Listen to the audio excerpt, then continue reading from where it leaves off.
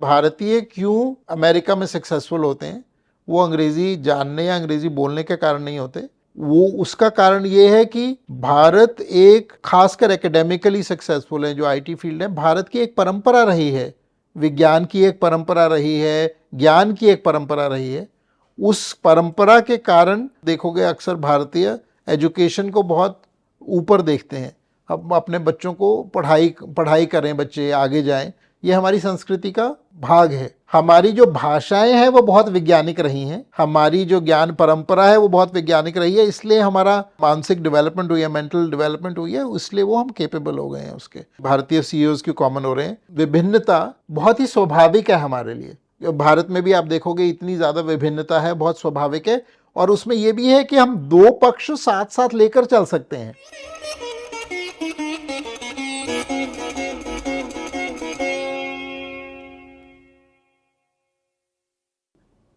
Hi everyone.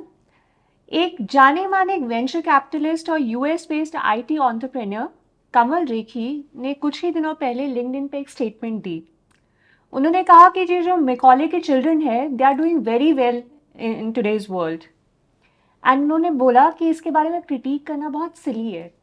सो इस statement पे आगे हम टिप्पणी लेने के लिए एक वेल नोन थिंकर के साथ ज्वाइन है, दैट इज मिस्टर संक्रांत सानू जी।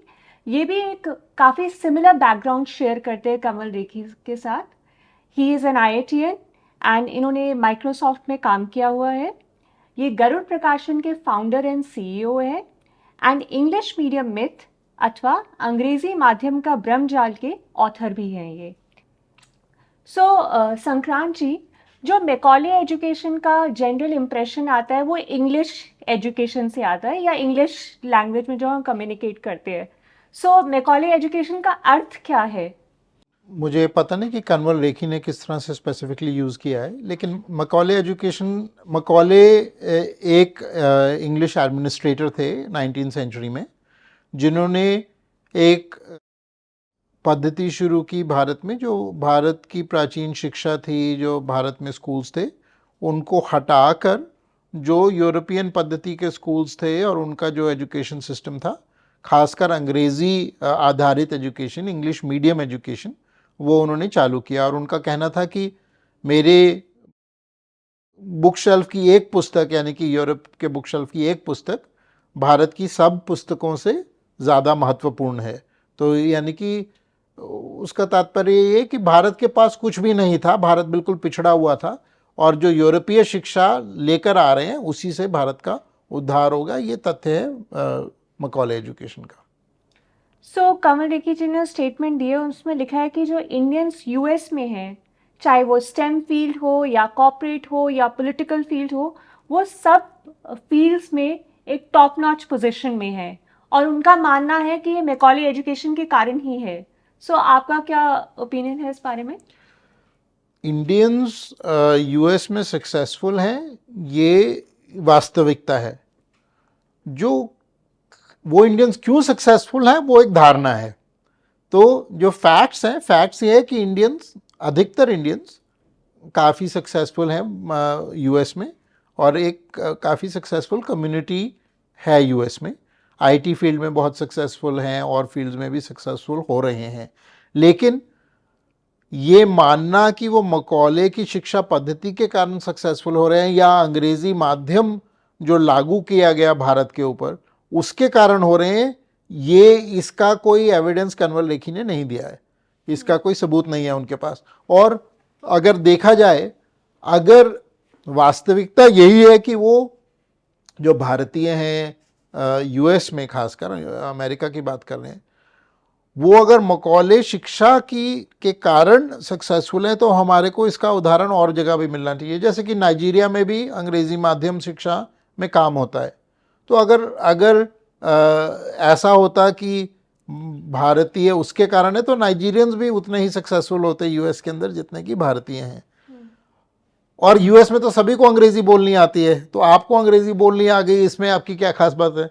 आपकी अंग्रेजी बोलने से तो आपको कोई एडवांटेज नहीं मिलेगा, ये तो स्वाभाविक ही है। अगर आप उस देश में जा रहे हो जिसमें सब लोग अंग्रेजी बोलते हैं, आपकी अंग्रेजी बल्कि थोड़ी सी अजीब ही लगती है उनको, तो आप कह रहे हो कि आपको अंग्रेजी जानने के कारण यूएस में एडवांटेज मिलेगा, ये तो बिल्कुल कोई सिर पार की बात नहीं है।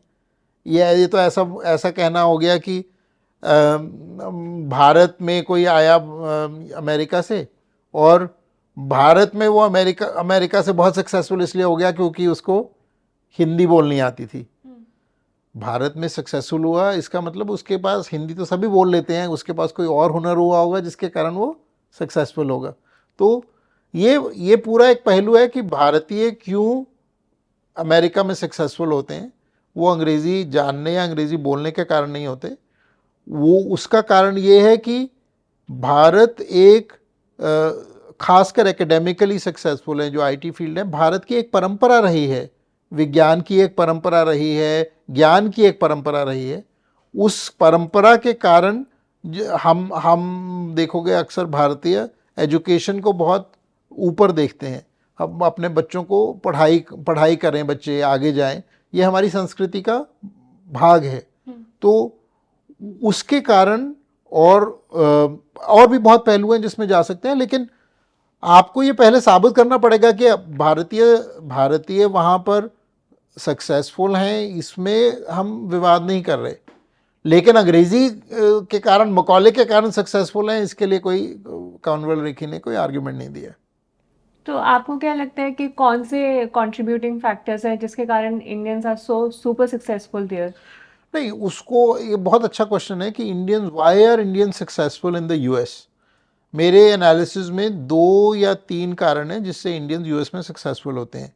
एक कारण ये है कि जैसे मैंने बोला, भारत की एक ज्ञान परंपरा रही है। जो मिडिल क्लास भारतीय है वो कहता है मेरा बच्चा आगे पढ़े, वो जाके आगे पढ़े, वो एमए करे, पीएचडी करे, आगे तक एजुकेशन लाए, ये हमारे कॉमन उसमें है। ज़रूरी नहीं है कि जो जब किसी और देश से बच्चा आता है वही उसको बैकिंग मिलती है अपने पेरेंट्स से कि तुम आगे जाके पढ़ो। तो ये एक पहलू है। दूसरा पहलू ये है कि हमारी जो बहुत सारी ये जो जिसको आज आईटी की फील्ड बोलते हैं, जो मैथमेटिक्स के कॉन्सेप्ट्स हैं, कंप्यूटर्स के कॉन्सेप्ट्स हैं, डेसिमल सिस्टम है, बाइनरी सिस्टम है, ये बहुत सारी हमारी ही भारत से ही आया है। हमारी 1-2 पुस्तकें गरुड़ प्रकाशन में आई हैं। एक पुस्तक है द इम्पेरिशेबल सीड, उसमें हमने दिखाया है कि बहुत सारे जो आज गणित में पढ़ते हैं हम चीज़ें, वो सारी की सारी भारत से ही बाहर गई। और जो मेरी दूसरी पुस्तक है अंग्रेजी माध्यम का भ्रमजाल, उसमें एक कोट है, जो प्रोफेसर हैं आईआईएससी बेंगलोर से, कंप्यूटर साइंस के प्रोफेसर हैं, उन्होंने स्टैनफोर्ड से पीएचडी की है। उन्होंने कहा कि वो तेलुगु माध्यम में पढ़े और तेलुगु में जो जिस तरह से छंद हैं वो एक कंप्यूटर साइंस की एक बर्नौली सी फॉर्म होता है, बर्नौली सीक्वेंस, उसको झलकाते हैं। यानी कि हमारी जो भाषाएं हैं वो बहुत वैज्ञानिक रही हैं, हमारी जो ज्ञान परंपरा है वो बहुत वैज्ञानिक रही है, इसलिए हमारी जो मानसिक डेवलपमेंट हुई है, मेंटल डेवलपमेंट हुई है, इसलिए वो हम केपेबल हो गए हैं उसके। और तीसरी एक और पक्ष आता है कि भारतीय वहाँ पे इसलिए भी सक्सेसफुल हैं क्योंकि उनके फैमिली स्ट्रक्चर ज़्यादा स्टेबल है आम समाज के कंपैरिजन में वेस्ट में। तो क्योंकि फैमिली स्ट्रक्चर स्टेबल होने के कारण बहुत सारी एनर्जी आपकी उस पक्ष में नहीं जाती कि आपने एक से दूसरी रिलेशनशिप में जा रहे हो या उसमें जा रहे हो, बहुत सारी मेंटल एनर्जी आपकी उसमें चली जाती है। तो स्टेबल फैमिली स्ट्रक्चर्स, हमारी ज्ञान परंपरा, और एक बहुत ही सटल एस्पेक्ट है, जैसे आप देखोगे आजकल भारतीय सीईओज बहुत कॉमन हो गए हैं वहाँ पर। इसका मैं थोड़ा एक रैडिकल व्यू लूँगा कि भारतीय सीईओज क्यों कॉमन हो रहे हैं। जो हमारी भारतीय संस्कृति है उसमें डाइवर्सिटी बहुत ही एक नेचुरल है, यानी कि विभिन्नता बहुत ही स्वाभाविक है हमारे लिए। भारत में भी आप देखोगे इतनी ज़्यादा विभिन्नता है, बहुत स्वाभाविक है। और उसमें यह भी है कि हम 2 पक्ष साथ साथ लेकर चल सकते हैं। यानी कि एक बहुत बड़ी कंपनी है, उसमें अलग अलग पक्ष होते हैं, तो हमको पक्षधारी बनने की आवश्यकता नहीं होती। हम दोनों पक्षों को एक समदृष्टि से देख सकते हैं, जो कि बहुत ही बाइनरी जो सिस्टम होता है जिसके अंदर आप एक को गुड बोल देते हो, दूसरे को बैड बोल देते हो, तो उसमें आपको अपोजिंग फैक्शंस को साथ लेकर चलने में कठिनाई होती है। तो यानी कि जो भारत की सांस्कृतिक विरासत है उसके कारण भारतीय विदेश में भी जाकर सक्सेसफुल हो रहे हैं, यानी कि मकौले के एजुकेशन के कारण सक्सेसफुल हो रहे हैं। कमल रेखी जी का ये भी कहना है कि जब मैकॉले एजुकेशन शुरू हुई थी तो बैक देन उनका पर्पस था कि जो इतनी वास्ट मेजॉरिटी ऑफ पॉपुलेशन को यदि आपने चलाना है तो आपको नेटिव्स की भी हेल्प चाहिए। तो बैक देन इसने ये पर्पस सर्व किया कि इंडिया को रूल करने का। और अभी जो है ये एक अभी वही क्लास, जैसे मैं इनको कोट करती हूँ, they were not happy being clerks, they went on to become engineers, doctors, scientists, etc., etc.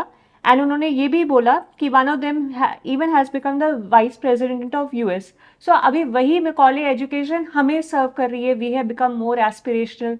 तो आपका क्या कहना है? नहीं तो भारत में आप गांव में भी जाओगे तो बच्चा एस्पिरेशनल है, हर कोई चाहता है कि वो आगे बढ़े।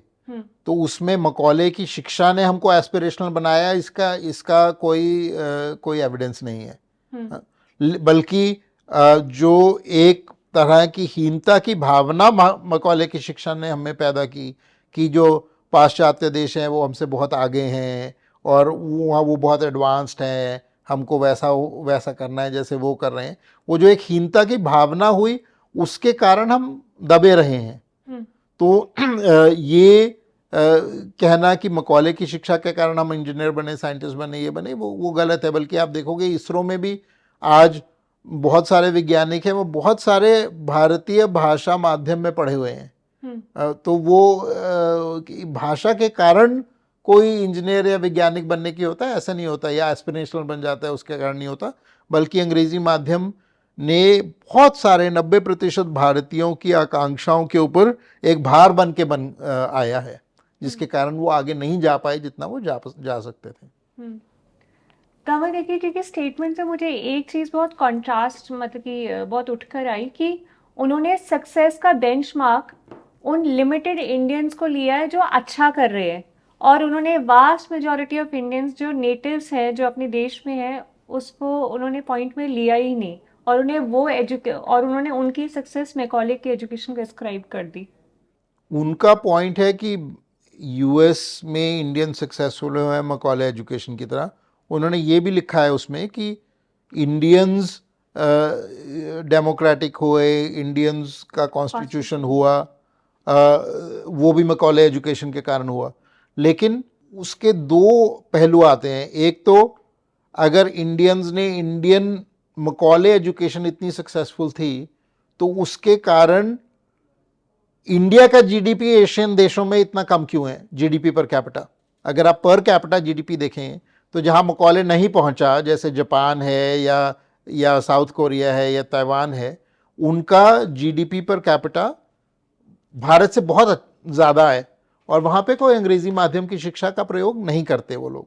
तो अगर भारत आगे गया है वो इसके कारण गया है कि मकौले ने अपनी एजुकेशन दी, जापान को तो नहीं दी।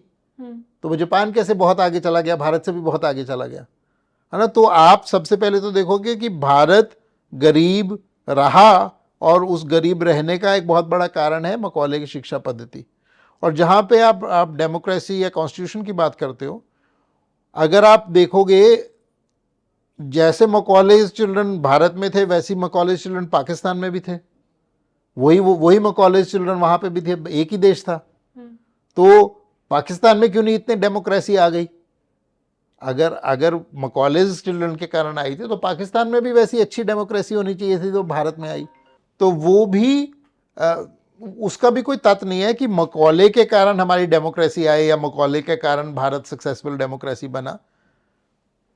क्योंकि भारत में जनपद की और ये जो एक हमारी परंपरा रही है जिसमें कहते थे कि राजा भी प्रजा की अनुमति के बिना नहीं राज कर सकता। तो वो हमारी परंपरा रही है, जो कि पाकिस्तान अपने आप को इस्लामी देश मानता है, उनकी परंपरा अलग रही है। तो मकौले के कारण, मकौले तो दोनों जगह था, लेकिन मकौले के कारण हम डेमोक्रेटिक नहीं बने, हम दूसरी परंपरा के, हम अपनी जो भारतीय परंपरा है, भारतीय संस्कृति है, उसके कारण डेमोक्रेटिक बने और रह पाए। कमल रेड्डी जी ये भी कह रहे हैं कि मैकॉले के चिल्ड्रन ने इंडिया के विद इन ही डेमोक्रेसी और कॉन्स्टिट्यूशन उन्हीं के कारण आया है। हाँ। हाँ, तो अगर कन्वल रेखी कह रहे हैं कि मकौले की पद्धति के कारण भारत डेमोक्रेटिक है, तो मकौलेज चिल्ड्रन तो पाकिस्तान में भी हैं, तो पाकिस्तान क्यों नहीं डेमोक्रेटिक हुआ? वही वही अंग्रेजी राज पाकिस्तान पर भी था, हम एक ही देश थे। लेकिन जब हम देश टूटा और आधे मकौल जो ब्यूरोक्रेसी थी और लोग थे, जिन्ना थे और लोग थे, वो भी मकौले पद्धति से पढ़े थे। लेकिन फ़र्क क्या था? फिर केवल भारत क्यों डेमोक्रेटिक रहा, पाकिस्तान क्यों नहीं बना? यानी कि अगर साइंटिफिकली देखा जाए, अगर एक फैक्टर कांस्टेंट है दो चीज़ों में, ठीक है, लेकिन दोनों का रिजल्ट अलग अलग आ रहा है, इसका मतलब वो फैक्टर तो रिस्पॉन्सिबल नहीं हो सकता, वो तो सेम है। तो हमको देखना पड़ेगा अंतर क्या है, भारत और पाकिस्तान में अंतर क्यों है कि वो एक डेमोक्रेटिक हो गया और नहीं है। अंतर यह है कि भारत भारतीय हिंदू संस्कृति पर आधारित है, जो भारत के लोग हैं, और उस संस्कृति में जो जनमानस का पार्टिसिपेशन है ना, चाहे जनसभा थी और बहुत सभाएं थी अलग अलग प्रकार की, और राजा की भी सभा थी जिसमें प्रतिनिधि थे, अलग अलग लोगों के प्रतिनिधि थे, तो वो हमारी बहुत पुरानी परंपरा रही है। लेकिन तो ये लोकतंत्र की परंपरा कि लोगों से पावर आती है, ये हमारी बहुत पुरानी परंपरा रही है, जो कि जिस परंपरा को पाकिस्तान मानता है उसमें ये नहीं रहा। तो उसके कारण अंतर आया है, ना कि मकौले के कारण। तो जैसे कॉमन परसेप्शन होती है, जैसे हम ऋषि सुनक को देखते हैं या यूके में या यूएस में हम विवेक रामास्वामी को देखते हैं, तो हमें ये लगता है कि इंडियन डीएनए में ही कुछ ऐसी बात है, या हमारी इंग्लिश लैंग्वेज की नॉलेज ने हमें एक एज दिया है इंटरनेशनल स्फीयर में। तो आपको क्यों लगता है कि हम हमेशा इंग्लिश लैंग्वेज या मैकॉले एजुकेशन को ही एस्क्राइब करते हैं? नहीं, ये बहुत मज़ेदार बात है कि कुछ भी सक्सेसफुल होता है, और ये हमारी बुद्धि की मकौलाइजेशन का ही पार्ट है ना, कि हम कुछ भी सक्सेसफुल होता है कि कह रहे हैं सक्सेस हमारा अंग्रेजी के कारण है या अंग्रेजों के कारण है, ठीक है। और कुछ भी खराब होता है देश के बारे में, तो हम कहते हैं अरे ये देखो ये बड़ा पिछड़ा देश है, क्योंकि ये जो इसकी परंपरा ही खराब है ना।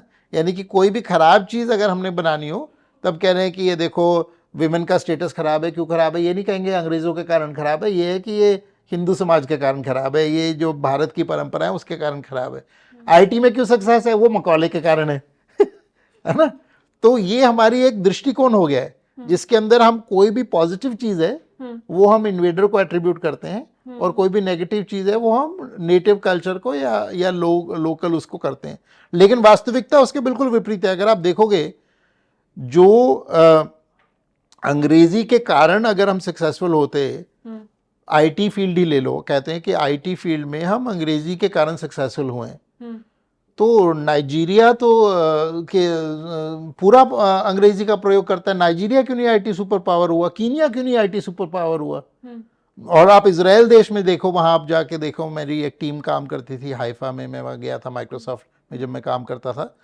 इजराइल में पूर्णतः हिब्रू का प्रयोग करते हैं अपनी एजुकेशन में। उनकी इंजीनियरिंग जो कॉलेजेस हैं, टेक्नियन, ये वो जो टॉप इंजीनियरिंग कॉलेजेस हैं, आईआईटी से कहीं ऊपर रैंक है, वो केवल हिब्रू का प्रयोग करते हैं, यानी कि हिब्रू माध्यम के संस्थान है। और वो हमारे से टेक्नोलॉजी में कहीं आगे हैं। हम अपने वेपन इंपोर्ट वहां से करते हैं, एडवांस टेक्नोलॉजी वहां से इंपोर्ट करते हैं। तो अगर अंग्रेजी के कारण भारत का आईटी सक्सेस होता, तब नाइजीरिया बहुत सक्सेसफुल होता और इजराइल बहुत पिछड़ा होता, जापान बहुत लो डेवलपमेंट नेशन होता, लो टेक्नोलॉजी नेशन होता, और पाकिस्तान में भी बहुत अंग्रेजी बोली जाती है, वो क्यों नहीं बहुत बड़ा आईटी सक्सेस हुआ? तो ये हमारी एक गलत धारणाएं हैं, जिसके कारण हमने जो भी कोई सक्सेसफुल चीज़ होती है उसको हम कहते हैं कि अंग्रेजी के कारण है या अंग्रेज़ों के कारण है, और वही एक मानसिक गुलामी का एक अनुभव है जो कन्वल रेखी के बयान में झलकता है। वो उसी मानसिक गुलामी से ही बोल रहा है। तो इन सब आप ये कह रहे हैं कि कोई भी सक्सेस जो है, हम उसका कॉज बाहर वाली चीज़ों या मुकाबले एजुकेशन या इंग्लिश को देते हैं, और कोई भी खराब चीज़ है उसको अपने डीएनए से रिलेट करते हैं, that itself reflects the Macaulayisation. बिल्कुल बिल्कुल बिल्कुल। राइट। अच्छा, एक क्वेश्चन है कि यदि इवन हमने ट्रेडिशनल एजुकेशन ली होती और मैकॉलेराइजेशन ऑफ एजुकेशन नहीं हुई होती, तो ऑलरेडी हम हर जगह अच्छा ही कर रहे हैं हर फील्ड में, तो तब क्या इंडिया की सिचुएशन होती, तब कैसे सिनेरियो अलग होता? सी मुझे लगता है ये सवाल ट्रेडिशनल एजुकेशन वर्सेस मकॉले एजुकेशन या यूरोपियन एजुकेशन का नहीं है। जापान एक बड़ा अच्छा उदाहरण है। जापान में लेट 19th सेंचुरी में मेजी रिफॉर्म्स हुए, यानी कि जापान एक ट्रेडिशनल सोसाइटी था और उसको लगा कि वेस्ट में कुछ एडवांसेस हुए हैं नॉलेज के, ठीक है, उसको इन्होंने इनकॉर्पोरेट किया। कैसे इनकॉर्पोरेट किया? अपनी भाषा में अनुवाद कर कर अपने परिवेश के लिए उन्होंने वो सीखा। और वो सीख के अगर आप जापान में आ जाएंगे तो जापान दिनचर्या में टेक्नोलॉजी का प्रयोग अमेरिका से कहीं ज़्यादा प्रयोग करता है। चाहे उसको रोबोटिक्स का ले लो, चाहे किसी और चीज़ का ले लो। मैं वहाँ पे लाइब्रेरी में गया तो वहाँ पे एक रोबोट था जो आपकी बुक्स को चेक इन चेकआउट करता था। तो जापान में टेक्नोलॉजी बहुत गहरी तरह से गई क्योंकि उन्होंने और उसको मकॉले की आवश्यकता नहीं थी, ना अंग्रेजी माध्यम के, बल्कि जापान में सबसे कम अंग्रेजी बोली जाती है अधिकतर देशों की तुलना में। तो गड़बड़ ये होती है कि अगर हम जो कारण है उसको छोड़ देते हो तो आप कहते हो कि भारत ऑलरेडी सक्सेसफुल है। नहीं, अगर आप जीडीपी पर कैपिटा में देखो तो भारत अभी भी वन ऑफ द लोएस्ट है एशिया के अंदर। सारे जो एशियन टाइगर्स हैं, आप ताइवान लो, आप जापान लो, साउथ कोरिया लो, इवन अब चीन कितना आगे हो रहा है। चीन के आज आर्टिफिशियल इंटेलिजेंस में अमेरिका से ज़्यादा पेटेंट फाइल कर रहा है। वो हमसे बहुत आगे है वो टेक्नोलॉजी में, है ना। कितनी मल्टीनेशनल कंपनीज हैं जो इंडिया से निकली हैं, जो ग्लोबल टेक्नोलॉजी कंपनीज बन गई हैं, चीन से निकल रही हैं, है ना। चीन ये आपका टिकटॉक ही देख लो, ऐप है जिसने पूरे के पूरे विश्व में फैल गया है। भारत से कितनी ऐप्स निकली हैं जो पूरे विश्व में फैल गई हैं। तो हमने और चीन की सारी शिक्षा चीनी माध्यम में होती है, चाहे पीएचडी लेवल तक वो चीनी माध्यम में करते हैं। कंप्यूटर साइंस की सारी शिक्षा चीनी माध्यम में लेते हैं। तो हमने भारतीय एक संस्कृति रही है, ज्ञान की ओर संस्कृति रही है, मैथमेटिक्स की हमारी नॉलेज उससे निकली है। सारा का सारा डेसिमल सिस्टम, मैथमेटिकल ऑपरेशन, जैसे मैंने बोला पुस्तक इम्पेरिशेबल सीड में लिखा है कैसे कि सारा का सारा जो arithmetic, trigonometry, algebra, rudiments of calculus, ये सब का सब भारत से आया। ये हमारी परंपरा रही है, उसके कारण भारत आगे गया है। और अंग्रेजी के कारण, अंग्रेजी भाषा की तरह सीखना अच्छी बात है, मैं अंग्रेजी के खिलाफ नहीं हूं। मैं ये कह रहा हूं, जब हम अंग्रेजी को एक बैरियर बना देते हैं, जब हम गांव के बच्चे को कहते हैं जब तक तुमको अंग्रेजी नहीं आती तुम आगे नहीं जा सकते, तुम इंजीनियरिंग नहीं कर सकते, तुम डॉक्टर नहीं बन सकते, जब हम उसको रोक देते हैं, जापान के बच्चे के लिए रोक नहीं है। जापान का बच्चा कहता है मैं जापानी में न्यूरोसर्जन बन जाऊंगा, कोई परेशानी नहीं है। जापान के अगर आप पिछले 10-15 सालों में देखो तो जापान को कम से कम 10 नोबेल प्राइज विज्ञान में मिले हैं। सारी की सारी उनकी शिक्षा जापानी में है। भारत को कितने नोबेल प्राइज मिले हैं भारत से? तो भारत का जीडीपी लो है अभी तुलना में और देशों के। भारत की विज्ञान में जितना आगे जा सकता था अभी नहीं जा पाया।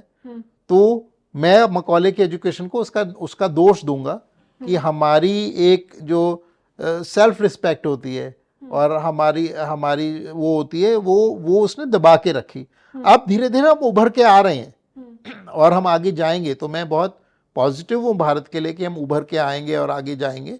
लेकिन कहना कि मकॉले की एजुकेशन के कारण हम आगे गए, वो गलत है।